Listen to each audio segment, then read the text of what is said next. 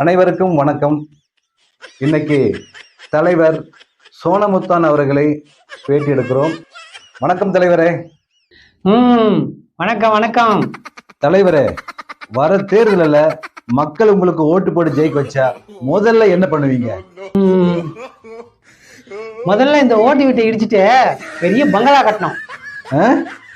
அப்புறம் இந்த வெளியே நிக்கிற சைக்கிளை தூக்கி கடாச்சிட்டு 2-3 கார் வாங்கணும், 10-15 லாரி வாங்கணும். என் பேர்ல சோனமுத்தா டிரான்ஸ்பர்னு 50-60 பஸ் வாங்கி விடணும்பா. அப்புறம் நம்ம மச்சினுக்கு ஒரு மச்சி வீடு கட்டணும். வாவம்பா, குடிசையில இருக்கான்பா. தலைவரே, உங்களுக்கு தான் மச்சினே இல்லையே. அதான்பா, சின்ன வீடு இருக்கால, அவளுக்கு 2 தம்பிங்க இருக்கானுங்க. கட்டி கொடுத்தா சந்தோஷப்படுவா. சரி, அப்புறம் வேற என்னென்ன ஆசைகள்லாம் வச்சிருக்கீங்க? அப்படியே சின்ன வீட்டுக்கு கொடைக்கானல்ல ஒரு காப்பி செட் வாங்கி போடணும். போனா வந்தா குடுக்குடுன்னு தங்கிட்டு வரல, ஒரு கிருப்பா இருக்கும்.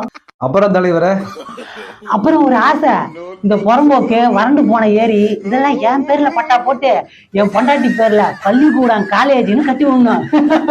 மாமியார் சந்தோஷப்படுவா. அப்புறம் தம்பி, எனக்கு ரொம்ப நாளா ஒரு கனவு. என்ன கனவுகள் தலைவரே?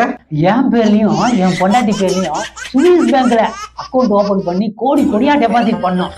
அங்க போட்டாதான் நம்ம மாதிரி அரசியல்வாதிகளுக்கு தனி மரியாதை. சரி, மக்களுக்கு ஏதாவது திட்டங்கள் தீட்டி இருக்கீங்களா? இந்த பீரு பிராந்தி விஸ்கி எல்லாம் வீடு வீடா டோர் டெலிவரி பண்ணலான்னு ஒரு திட்டம் தீட்டிருக்கேன். ஏன் தலைவரே? இந்த பசங்க எல்லாம் நடந்து போய் ரோட்ல குடிச்சிட்டு தள்ளாடி ஆக்சிடென்ட் ஆகுதுல்ல. உங்களுக்கு ரொம்ப நல்ல மனசு தலைவரே. அது இல்லப்பா, செத்துக்கிட்டு போயிடாங்கன்னா குடிக்கிறதுக்கு ஆள் வேணும்ல. நானே இவனுங்களை நம்பிதான் 10-15 சாராய ஃபேக்டரி கட்டலான்னு ஐடியா பண்ணியிருக்கேன். நம்ம ஆளுங்க தள்ளாடிட்டு நடந்து வருவாங்க, போலீஸ்காரங்க வாயை ஊத சொல்லி ஃபைன் போடுவாங்க. அந்த காசு இருந்தா குடும்பத்துக்கு ஒரு சேமிப்பா இருக்குல்ல. அந்த நல்ல எண்ணம் தான் பையனுக்கு. தலைவரே, உங்களுக்கு ரொம்ப நல்ல மனசு. தலைவரே, மக்களுக்காக என்ன செய்ய போறீங்க? அதான் நான் ஏற்கனவே செஞ்சுட்டேனப்பா. என்ன செஞ்சீங்க? அதான்ப்பா, ஓட்டு போட்ட ஒவ்வொருத்தருக்கும் 500 ரூபாய் பணமும் ஆம்பளைங்களுக்கு எக்ஸ்ட்ரா ஓட்டும் கோயில் வாங்கி கொடுத்துருக்கேன். இதுக்கு மேல என்ன செய்யணும்?